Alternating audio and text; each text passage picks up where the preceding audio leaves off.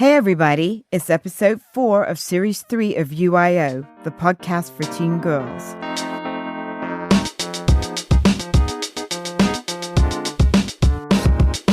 Hugs to everyone, and thank you for joining UIO, the podcast for teen girls.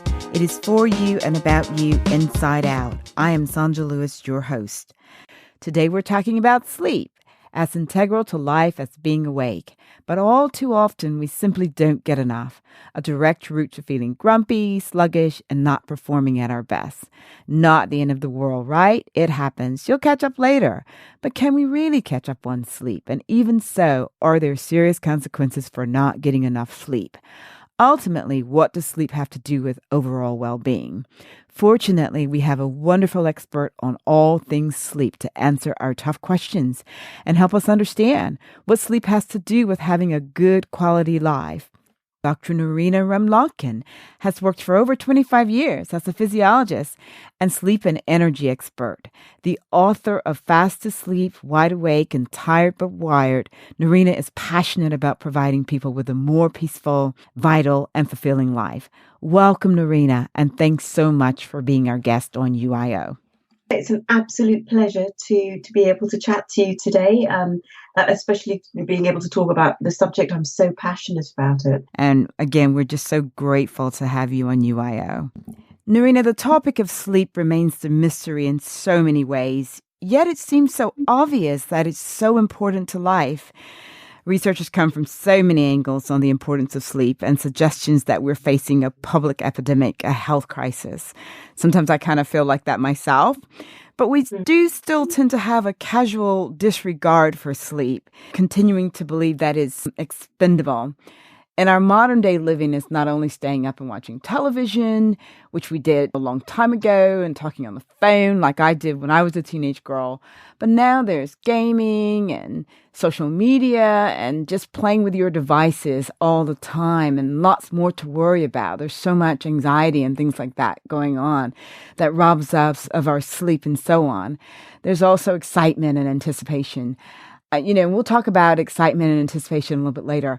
But first, I want to talk to you about whether we really are facing a public health crisis in the UK because of our nonchalant attitude about sleep. Talk to us about this.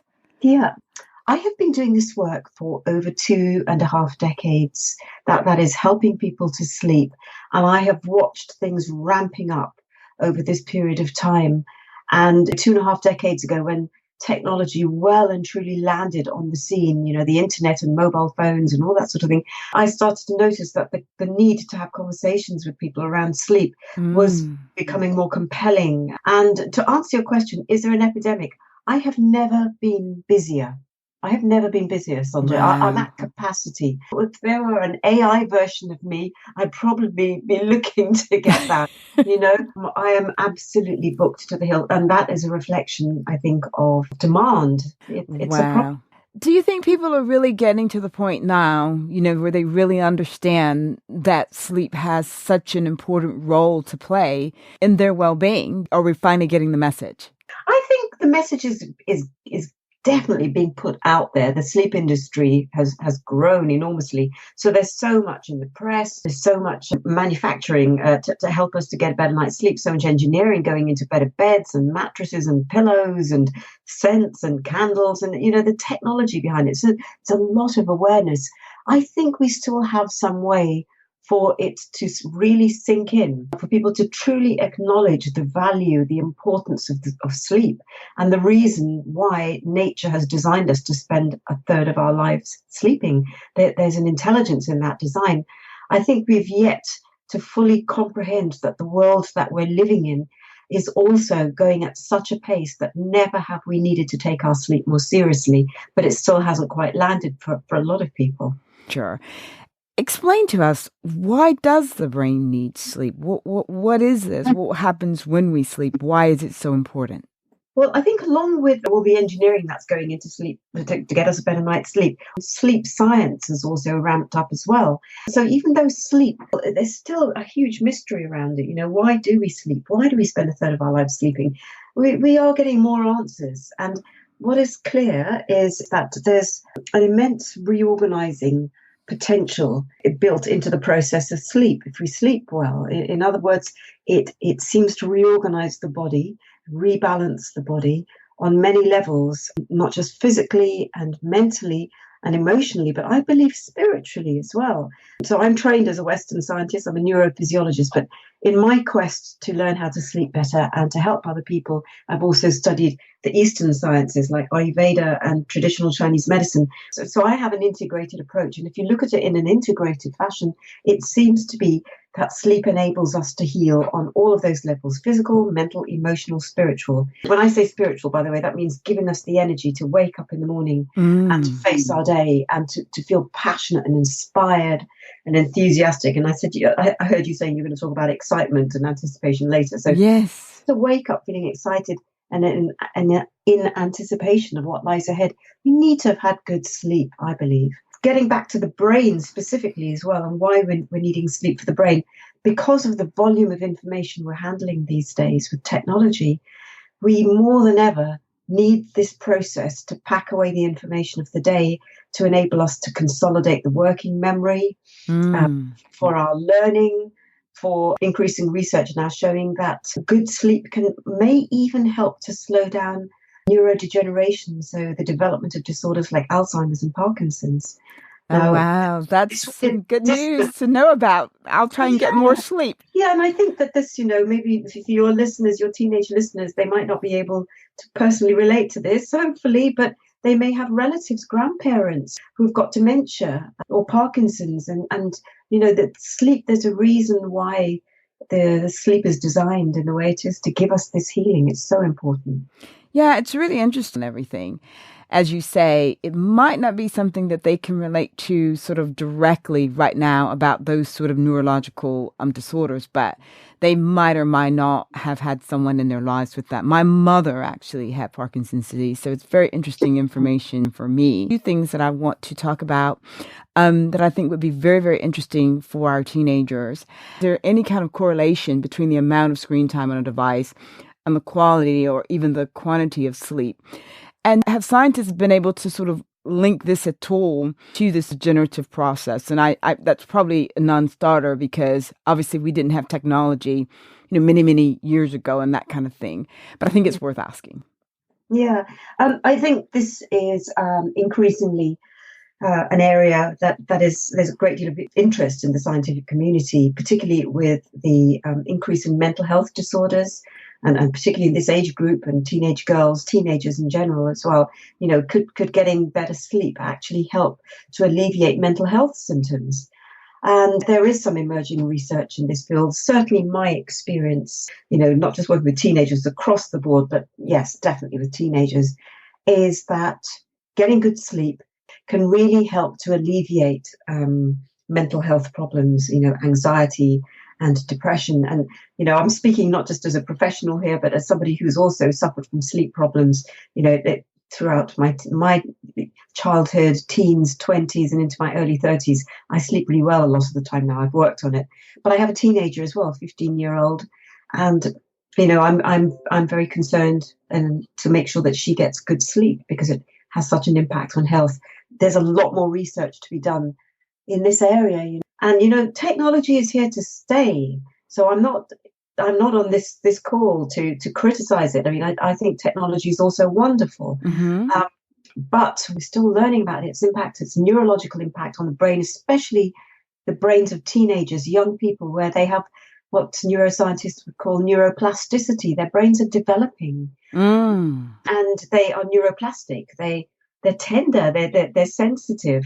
And we still don't understand the full impact that technology is having on their brain.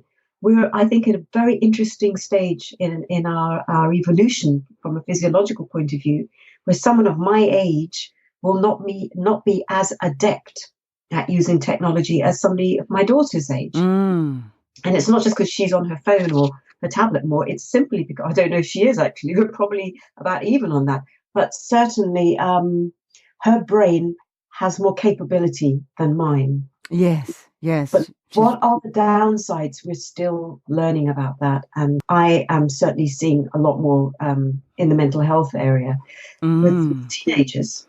Well, it's really interesting. As you say, it's a lot to learn, and it's very exciting. I mean, technology is one of those things that it's what the teenagers have known. It's the world that they've come into. Yeah. So in the meantime, as we are still learning and we have our concerns and we're sort of cautiously proceeding, but what are some of the health benefits? What, specifically, how can we convince them that sleep is very important to their growing bodies, their growing brains?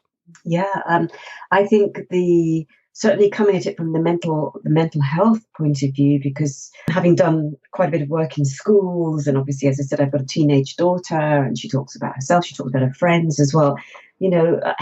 Showing them that they will feel so much better if they're getting good sleep. There's nothing worse than feeling depressed. There's nothing worse than waking up feeling fear, feeling that anxiety in the pit of your stomach, that knot in the pit of your stomach, this feeling that something bad is going to happen for no particular reason, which is anxiety, or feeling that heavy, crashing, grey, kind of tired hopelessness and helplessness that can come with depression. And this comes from not just having worked in psychiatry for 10 years, but having experienced it myself. And I personally experienced, when I started sleeping better, working on my sleep, how much of an impact it had on these problems, these feelings and symptoms. But certainly working with my clients, working in psychiatry as well, if we can help the young people to get good sleep, they feel so much better. They feel confident. They feel energized.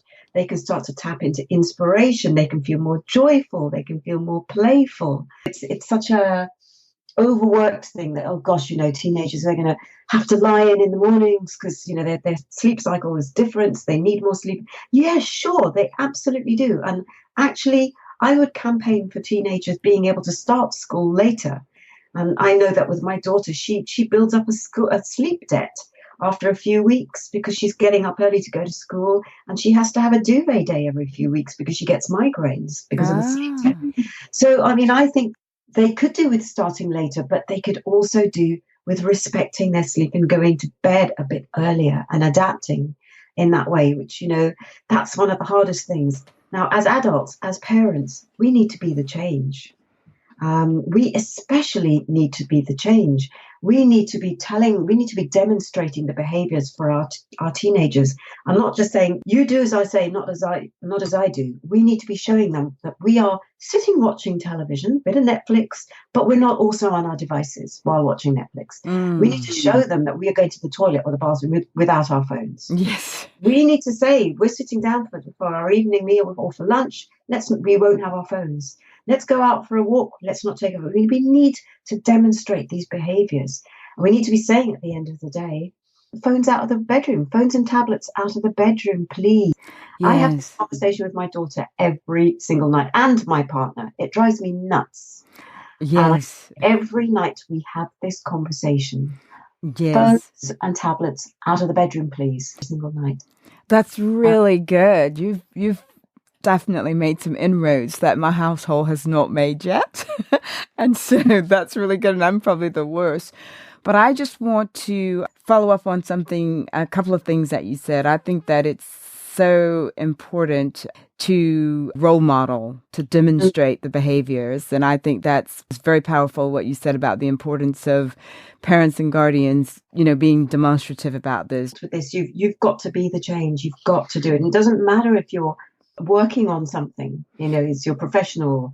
If you're on holiday, we've got to do it. And that I have to apologize to my daughter as well. Sometimes we're on holiday and she says, Mom, you're the one that says get off the phone, and you're checking your emails and everything. Yes. And I've had to apologize at times. I've had to walk the talk. Yes. No, it's a tough one. It's a really, really tough one when you've got your work, but it's really something that's changing lots of things, but it's certainly changing sleep patterns. The other thing that I want to go back to that you talked about was the question around teenagers needing more sleep than adults. Why do teenagers need more sleep? And maybe it has something to do with their developing brain and their bodies. But, can they actually sleep too much? It's really one of those things that's very, very interesting to have an understanding of, because so many times people are quite upset because their teenagers are, sleeping until noon or sleeping until whatever. I'd love to understand it a little bit more, and I think our audience would as well. Yeah, I think the main issue is that they're developing physiology, developing brain, developing mental capacity, and physically they're changing and developing. So all of those hormonal changes, and the time sleep is such an important, it's not the only process, but it's definitely one of the most important processes for enabling that growth and integration of all the physical and mental emotional changes that they're going through. And that the emotional brain of the teenager isn't fully developed until they're in their early 20s. So the amygdala, which is the stressed part of the brain, and the frontal lobe, which is the more rational, logical adult part of the brain, there's still a fight between them. And so that fight between the amygdala and the frontal lobe isn't resolved until they're in their early 20s. And so they really need their sleep in order to help to manage their moods, balance out their moods. And so nature's very clever in that sense, that it's given them a little bit more need for sleep. But then that can tip into oversleeping, which is why it's very, very important to get this balance between rest and activity. By the way, oversleeping can become a clinical problem where it's called hypersomnia. The most common sleep problems are the top three. The number one is difficulty getting to sleep initiation. Number two is sleep maintenance, falling asleep, but waking in the early hours, can't get back to sleep. And the third one is oversleeping, hypersomnia. So teenagers can be very, very prone to oversleeping. Again, it comes back to influencing, negotiating, cajoling, manipulating, rewarding to get them out of bed. With my daughter, we have I'm not saying I'm a perfect parent, far from, and she's not a perfect daughter as well. But, we negotiate whether we go to the spin class on Sunday or whether we go climbing together on Saturday. Not both. And both are at 10 o'clock in the morning. And so she does one, she doesn't do the other, and she loves them both. She always feels so much better for doing it. But we have the conversation every time. It's, do I really need to go? Do I really have to go? And so that's where the influencing and cajoling comes in. But I think if we can influence them to be more physically active when their bodies are just saying, no, I want to stay in bed and get more sleep. Yes. Also looking at their nutritional patterns, getting children to eat properly so they're not relying on sugars and refined sugars and energy drinks, which perpetuates the cycle of fatigue. Oversleeping, waking up, not being able to eat, drinking energy drinks, slumping mid-afternoon, needing something sugary again, not sleeping well because of the sugar and the caffeine. Does that make sense? It absolutely makes sense. And thanks so much for bringing that in, because I think that is so key. Because when you are a teenager, I think in particular, and you're highly active, when you are motivated, if you're involved in sports, if even your academics, whatever you're doing, and your body seems to call for this kind of thing. Are there foods and drinks and things, which you've mentioned, sugar, that you can eat that can sort of cause problems for you? And are there ones, I get to sleep, but then I wake up? Yeah, I think the important thing is, let's start with, because people always, when we talk about nutrition and sleep, they always put a lot of emphasis on what shall I eat that will help me to sleep. And then you can get into conversations with foods that are rich and help to promote the production of tryptophan. So things like tuna and lettuce, and almonds, almond milk, so having a small nut butter snack before you go to bed, some nut butter on toast or crackers or something like that can help. Not eating too late before you go to bed, being aware that, if you can give yourself a few hours, if you're going to have sugar, you're going to have a biscuit or chocolate or something, you don't have too much before you get into bed, because that's a stimulant. Caffeine has a half-life of 5 hours. You have a cup of coffee at 5 o'clock. At 10 o'clock, you will have half the amount in your blood supply, which, if you're a sensitive sleeper, that's going to stop you sleeping as well. Some people, it doesn't affect them as much, but definitely if you're a sensitive sleeper. But I also put a lot of emphasis on not just what you eat in the evening to help you sleep, but the pattern of eating throughout the day. So waking up in the mornings and eating breakfast in the morning is really important, especially if teenagers are having difficulty getting to sleep and difficulty staying asleep. Eating within a half hour, 45-minute window before they go out can really help to reset the nervous system, so that when they go to bed at night, they sleep better. So I'm talking about doing something first thing in the morning that will influence their physiology throughout the day, give them more energy throughout the day, and help them to produce more melatonin so they can sleep at night. And, a lot of teenagers will wake up thinking, I just, again, because of that almost sleep hangover, they wake up in the morning, they haven't had enough sleep. So negotiate with them different types of breakfasts. What are the sorts of things you think you could eat in the morning? It's really important to eat in the mornings and to keep drinking water, hydrate throughout the day. I know all of these things are very challenging for teenagers, though. Yes, and some adults too, but particularly teenagers. I know. Yeah, but this is a good segue to talk about the, excitement, anticipation robbing you of sleep, such as you got to go to school on Monday morning, or you might have a big exam or a big sporting event. But I wonder if you could just talk to us a little bit about, what can our girls do to calm down, to sort of some good practices that they can put in place when they've got something exciting coming up, or if it's just a Sunday night because they're anticipating going to school the next day, and what can they do to sleep better? Okay, so I'm going to throw a whole load of things out, and let's just see, and then hopefully I'll have given your lovely audience some choices here. So the day before a big event, try and eat well, try and keep your blood sugar levels stable so that you can minimize the overproduction of adrenaline. The evening before the event, you want to get some good rest that night. Take the pressure off sleep. Don't use the word sleep. I do this with professional athletes, by the way. I used to do a bit of work with Chelsea Football Club, and a few of the footballers had problems sleeping the night before a big game. I'd say, don't think about sleep the night before. Think more in terms of rest. So the night before an exam, the night before, or a Sunday night, just really put the focus on resting. In the evening, really back off the technology, the phones and stuff, especially overstimulating, upsetting apps, if they're on their Instagram or Snapchat or whatever, and it's all these posts are speeding their brain up and are upsetting, just back off. Choose a nice film or a nice book, because it creates safety in the nervous system. We sleep when we feel safe. So something that's relaxing, not overstimulating. It might be a film that you've watched before, but you're going to watch it again, and preferably not in bed. So when you get, it might be that you watch a film in the late afternoon, early evening, then go up to your bedroom and you read your relaxing book.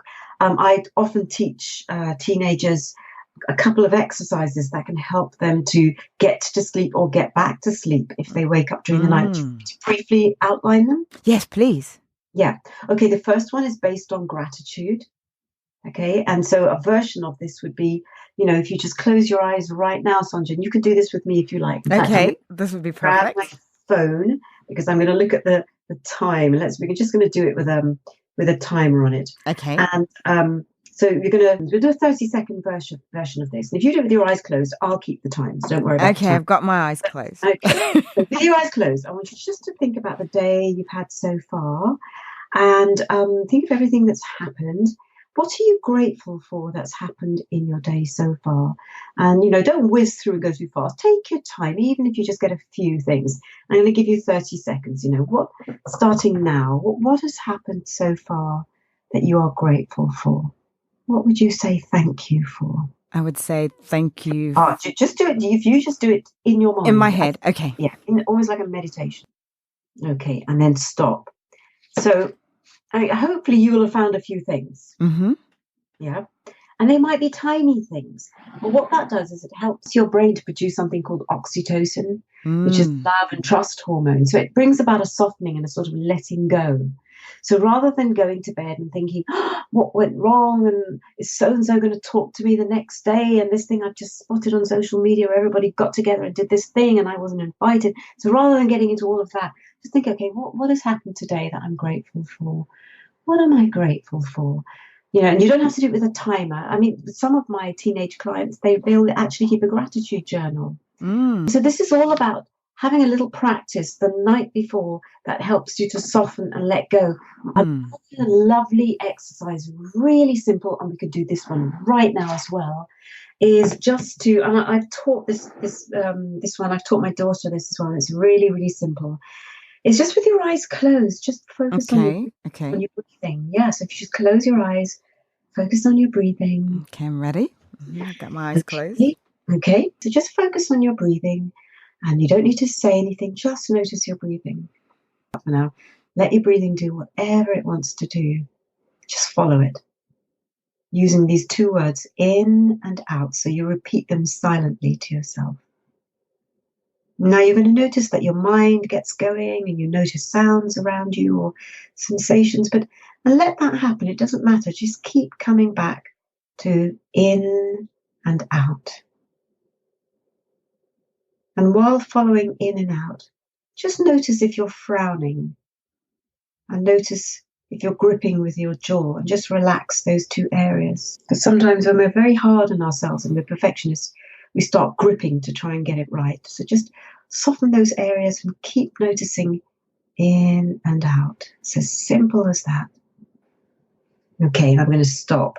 But a simple version like that, Sonja, a simple, I don't make it too complicated because I want your listeners to be able to take that and make it their own. Well, I think it's amazing. And in both of those exercises, I felt quite relaxed. And it's really interesting with the latter one because I definitely was very tight and had my jaw gripped and all of that. And once you made me aware of that, I was able to relax a lot more and just begin to feel my body relax a lot more. So it's very, very positive and powerful, just really simple things that one can do. I want to get in a couple more things before we get out of here. And one of them is a question that's been asked so many times. And this has to do with whether you can actually catch up on sleep or not. Yeah, we can do a little bit of catch up. Having a nap at the weekends, for example, or when you come back from school. But you just have to be very, very careful about how long you nap for and the timing of it. Because if you overnap or if you nap too late, it can stop you sleeping at night. So ideally, a nap would be anything up to 20 minutes. That's a power nap. Okay. And then anything up to 40 minutes, that's a replacement nap. So if you think you're coming down with a cold, if you're premenstrual, if you're feeling really run down, having a replacement nap up to 40 minutes at some point, this is important for both of these types of naps, at some point between 2 and 4 in the afternoon, no later. 2 and 4, but no later than that. So you can do a bit of catch up. But if you're constantly, day in, day out, going to bed too late, that sleep before midnight's really important. Okay. And if you're chronically over time missing out on that, it's going to start to have an impact on your health. It's not good. And you can't get that from catching up. And this is where you'll start to get run down and you could maybe even getting ill.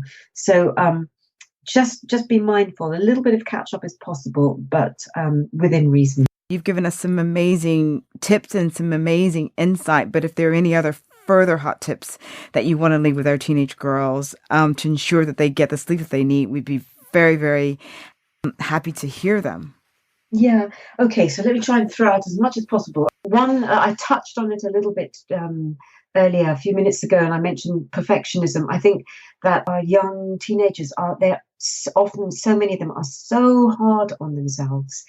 They're so intelligent. They've come into this world which has different pressures from the pressures my generation faced, or your generation, or my grandparents, or my mother, whatever. Each generation brings its own challenges. They are really facing some big challenges at the moment, and the challenges around performance and being in a world where the type of social engagement can often leave them feeling so lonely and unsafe. While technology is great, the kind of interacting they're doing on technology isn't that heart-opening, oxytocin, love-filled interaction that certainly I grew up with, from playing outdoors with friends. So they're missing out on that, and that can all impact on how they sleep at night. Going to bed feeling not safe, feeling unsafe, unloved, even though they may have loads of followers. It's not the same as having real, genuine friendships face to face. So I would say, and this is relevant for your sleep. There is a connection here. So I just say cultivate your friendships. Even if you just have 2 or 3, where you don't communicate just on the phone, you see each other, you touch each other, you're with each other physically. Stop being so hard on yourself. Let go of the perfectionism. That will help you to let go when you're in bed at night. Be more loving towards yourself. I know we've talked a lot about technology, but please get it out of the bedroom. Get a clock in your bedroom. Don't look at the time if you wake up when you wake up, not if, when, because everyone wakes up, it's normal.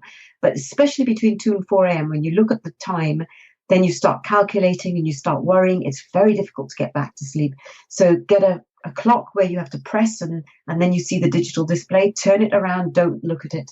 Spend more time in nature. Good research showing that the more time you're out in nature or out in the green, the more healthy your sleep is, the deeper your sleep is. You know, it's not just about getting hours, but it's about getting that really good depth of sleep. Sights, sounds, and smells. I know teenagers like to have bedrooms which are messy, but if you really are a sensitive sleeper, make sure that the smell of your bed, the smell of your bedroom is conducive to you being able to sleep. So little things like that can really make a big difference. That is great advice. I mean, I think that because when you are a teenager, you just wouldn't think about something like that. That's excellent advice. So tell us what you're doing these days with your work. It's all very exciting. Well, I'm working on the 4th book. So I've written 3 books, Tired But Wired, Fast Asleep Wide Awake, and The Little Book of Sleep, which came out exactly a year ago today. And I'm working on my 4th book, which is all around, the safety and the world and living joyfully so that we can sleep deeply. Because I think the way we sleep is a reflection of how we live. Because I'm so busy, I'm now increasingly looking to digitize my content. So there's an app in the pipelines. So trying to get my message out digitally as much as possible. And if your lovely listeners don't want to buy my books, but even if they just Googled my name, Dr. Nerina Ramlakhan on YouTube, there's loads of content that's free. Silent Night website and their sleep experts. If they go onto the Silent Night Beds website, there's a whole section in there called Sleep Matters where there are loads of videos and loads more meditations and techniques for falling asleep. So I hope it will be helpful. Oh, it's very, very helpful. And it's been an amazing conversation, having this conversation with you, Nerina. I really appreciate it so much. So much great advice. It's just been wonderful to talk to you. Thank you so much. Thank you, Sonja. Thank you so much for this opportunity. I feel extremely passionate about working with this age group because, they are our future. They are amazing human beings and they're the future of our world. So we need them to get good sleep, don't we? Absolutely. It's so important. And I think it's been sort of underestimated or we've been a bit nonchalant about it. And now I think we're beginning to change that with having wonderful experts like you to really come out and talk about it. And again, we're just so grateful to have you on UIO. Thank you so much. That is a wrap for UIO on Sleep. Great show with lots of insight from Dr. Nerina Ramlakhan. Not only is she an expert on sleep, she's a mother of a 15-year-old girl and has the inside scoop there too. Let's remember, no matter who we are, it's important to put those devices away at night. Keep them out of our bedrooms and watch what we eat too.